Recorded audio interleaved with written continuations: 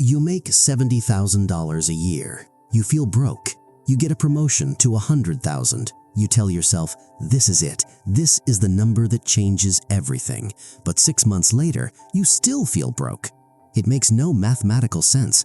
On paper, you should be swimming in cash. You should be maxing out your 401k, taking annual vacations to Cabo, and sleeping like a baby. But in reality, you're just treading water in a nicer pool. The water is still up to your chin. The panic is still in your chest. Why? Why does a corporate lawyer in New York making $250,000 feel the exact same financial anxiety as a barista in Ohio making $30,000? Psychologists have a name for this silent torture. It is called the Hedonic Treadmill, and it is the single reason why the American middle class is running faster than ever just to stay in the exact same place. Today, we are going to dismantle the biology of why you can't save money. We aren't going to talk about budgeting apps or cutting out Starbucks lattes. That is amateur advice. We are going to talk about the dopamine loops and evolutionary defects that keep you poor even when you're rich. Welcome to Cognitionomics. Let's ground this in reality. Let's talk about a case study. Let's talk about Mike. Mike lives in Austin, Texas. He's smart, ambitious, and hardworking. 3 years ago, Mike was an entry-level analyst. He was driving a beat-up 2016 Honda Civic with a dent in the bumper. He was renting a 600-square-foot studio apartment off South Congress. He was making $45,000 a year. Things were tight. He ate ramen more than he'd like to admit, but he was fine. He had shelter, he had transport, he was alive. Then, Mike got his big break, a senior tech sales role. His income didn't just go up, it tripled. He is now pulling in $140,000 a year. Now, logical math says Mike should have $95,000 in surplus cash every year, right? He should be rich. So, what did Mike do? He didn't stack cash, he upgraded. He looked at that Honda Civic and suddenly it felt embarrassing. It didn't match his new job title. So he traded it for a Ford F-150 King Ranch because, it's Texas. He looked at his studio apartment and felt cramped. So he moved into a 2-bedroom luxury complex downtown with a rooftop pool and a concierge. He started shopping at Whole Foods instead of H-E-B. He started ordering Uber Eats because his time was too valuable to cook. 6 months later, Mike sits down to check his Chase bank account, and he stares at the screen in horror. The balance is exactly the same as it was 3 years ago. The numbers on his paycheck changed, but his life expanded to swallow every single extra cent. This isn't just Mike.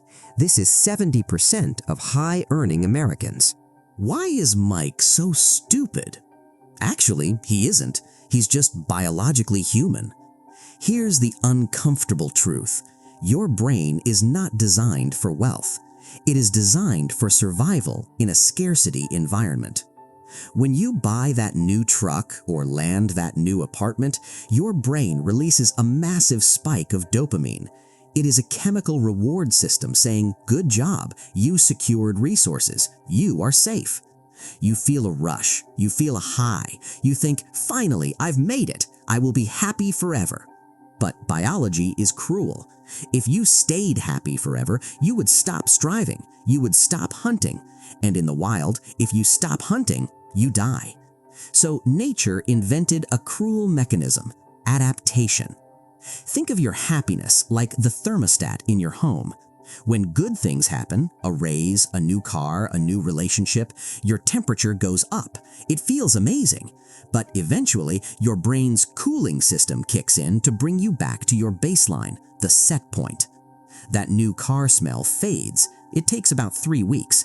After that, the F-150 luxury truck isn't a luxury truck anymore. It's just your car. It's just the metal box you sit in while you're stuck in traffic on I-35. The luxury apartment just becomes home. The rooftop pool, you stopped using it after month 2. What was once the luxury quickly becomes a necessity, and once it becomes a necessity, you feel like you can't live without it. You have effectively raised your cost of living floor without raising your happiness ceiling. This brings us to the second trap, which explains why one purchase triggers a landslide of spending. It's called the Diderot Effect. Denis Diderot was a famous French philosopher. He lived a humble life until a wealthy patron gifted him a beautiful, expensive scarlet robe. Diderot loved the robe, but as he sat in his study wearing it, he noticed a problem. His old, dusty wooden desk looked terrible next to this magnificent silk robe. It created a visual conflict. So he bought a new mahogany desk to match the robe. Then he looked at his wall. The peeling wallpaper didn't match the new desk, so he replastered the room and bought gold-framed art. Then his rug looked cheap. Then his chair looked old. Within months, Diderot was completely in debt. In 2026, we don't call it the Diderot Effect. We call it the Apple ecosystem. You buy the iPhone. Suddenly, your old wired headphones look like ancient artifacts, so you buy the AirPods. Then you need the Apple Watch to track the fitness app on the phone. Then you need the MacBook because it syncs with the watch.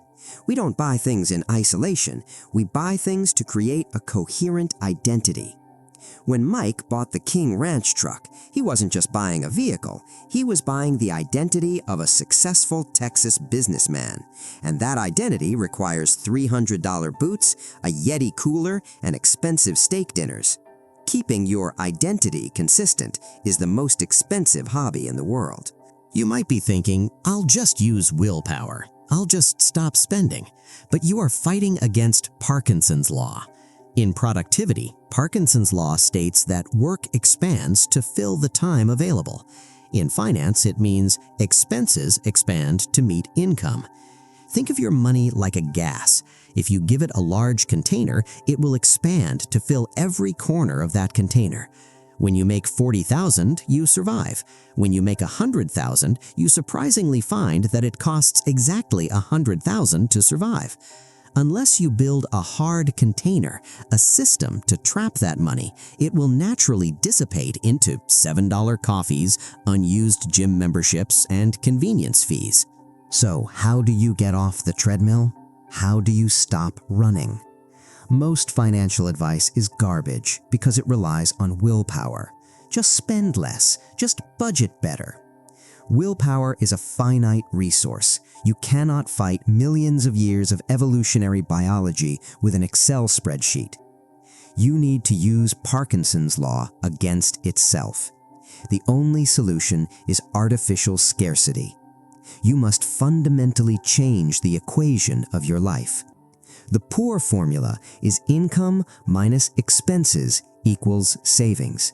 You spend first and save what is left. Spoiler alert, nothing is ever left. The wealth formula is income minus savings equals expenses.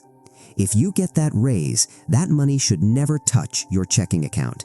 It should be diverted automatically before you even wake up on payday into an investment account that is hard to access. If you never see it, you can't spend it. You force yourself to live on your old baseline. You have to build a dam to trap the water, or it will all flow into the ocean of consumerism. The treadmill doesn't have an off switch. You have to step off yourself. This is Cognitionomics. I'll see you in the next one.